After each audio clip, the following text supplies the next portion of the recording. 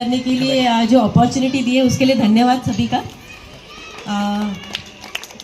Short में बोलूँगी, बहुत कुछ ज़्यादा समय आपका नहीं खाऊंगी। मेरे ख्याल से वुमेंस डे क्यों चालू हुआ, वुमेंस डे या महिला दिवस क्यों शुरू करना पड़ा, इसकी कहानी बताने की कोई ज़रूरत नहीं, क्योंकि आज तक सदियों से चलता है और आज तक हर बार हक हमें मांगना पड़ा है, मांग के नहीं मिला तो छीनना पड़ा है और वो प्रोसेस अभी भी चालू है, वो कभी ख़त्म नहीं होगा। इसके लिए लड़ते तो अंत तक रहना है। इसी के लिए महिला दिन की ज़रूरत है, ताकि बार बार वो जख्म खुरेदते रहे कि नहीं, अभी हमें वो मुकाम तक पहुंचना बाकी है। तो इसी के लिए महिला दिवस की शुरुआत हुई थी। पहले आपने देखा होगा भगवानों की मूर्ति, फोटो वगैरह देखते थे तो कब कोई बड़ी उम्मीदें से धरती सजाई, पर जब दुखी इंसान मांगने लगा हर घर में खुदाई, तब भगवान के रूप में जमीन पर आखिर में औरत आई। क्या बात है, जोरदार तालियां।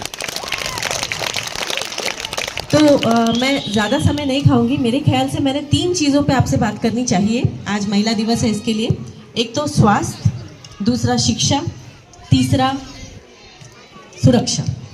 तो सबसे पहले मैं शिक्षा पे बात करूंगी।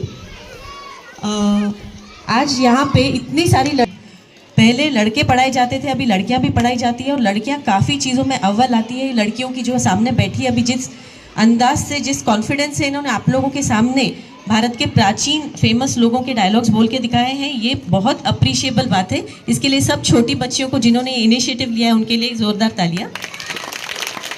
शिक्षा क्यों ज़रूरी है? शिक्षा जब मिल जाए, मेरे ख्याल से मैं आपसे सिर्फ इतना रिक्वेस्ट करूंगी, तो आप बच्चों को कम से कम सेकेंडरी लेवल तक तो पढ़ाइए। सेकेंडरी लेवल पढ़ जाए तो पोस्ट ग्रेजुएट कराइए। उससे क्या होगा, आपके बच्चे अगर पढ़ लिख गए तो वो जॉब करेंगे। वो नर्स हो, टीचर्स हो, ऑफिसर्स हो, पुलिस ऑफिसर्स हो, डॉक्टर्स हो, इंजीनियर्स हो, पार्लर पार आएगा। वो घर को, अपने बच्चों को ज़्यादा बेहतर तरीके से संभाल सकेंगे।